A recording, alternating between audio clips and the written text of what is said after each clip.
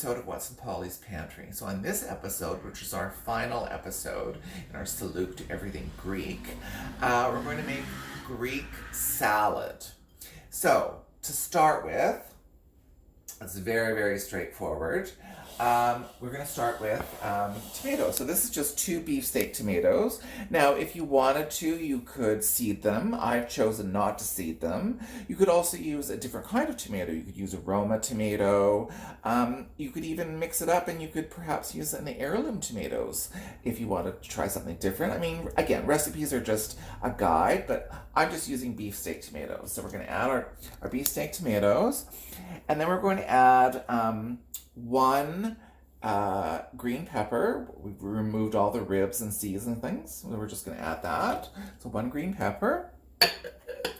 And then this is 1 English cucumber. I would not use, well, you could use field cucumbers in this. If you're going to use a field cucumber, which are shorter and thicker, I would peel them and seed them, because the skin and the seeds are very, very tough on field cucumbers. But English cucumbers are a little bit easier to eat. So that's what we're going to add right here is the field cucumber, entire cucumber. And that's it. Now, and we're also going to add 1/2 cup of olives, which have been pitted.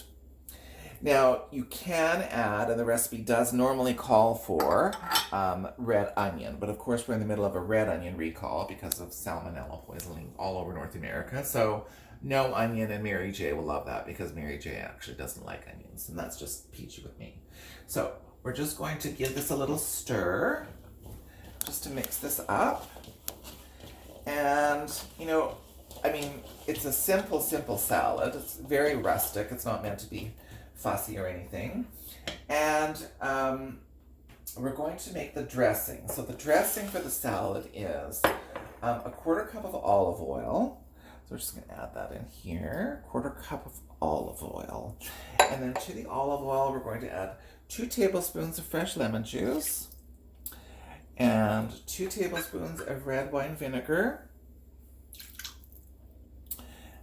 and 1.5 teaspoons of oregano.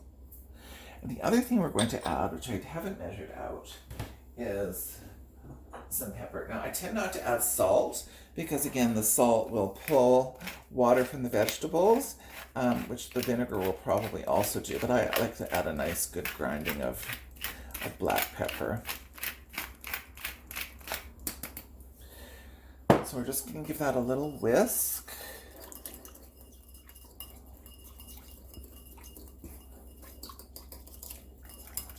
It's all mixed up.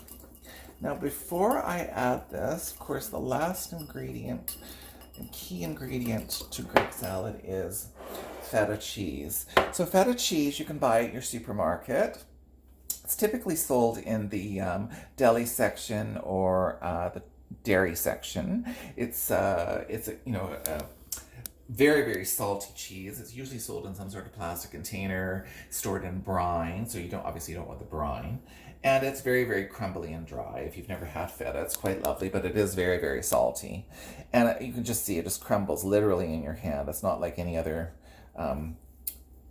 cheese like you would consider, like a cheddar or a Havarti. It's not like that consistency at all. So we're going to add, so this is 5 ounces of feta. And we're just going to add this into our salad before we dress it. I just want to make sure that most of the big feta pieces have been broken up, and they have. There we go.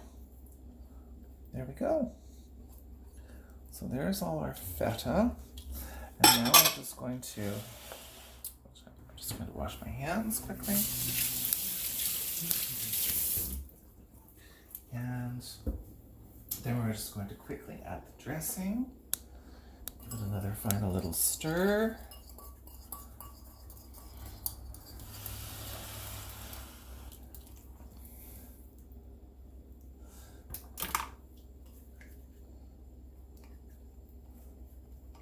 Mary J is always so helpful, helping me around the house, helping me film my videos. Couldn't live without my Mary J.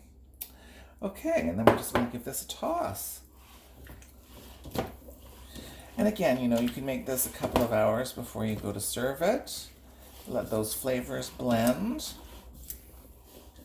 And before I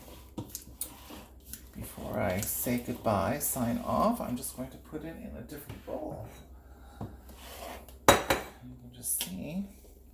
There you go. So if you have any questions about today's recipes, which were chicken souvlaki, tzatziki, and this Greek salad, just drop me a line and I'll be happy to answer them. Here we go. So until next time, we'll see you on What's in Polly's Pantry. Bye for now.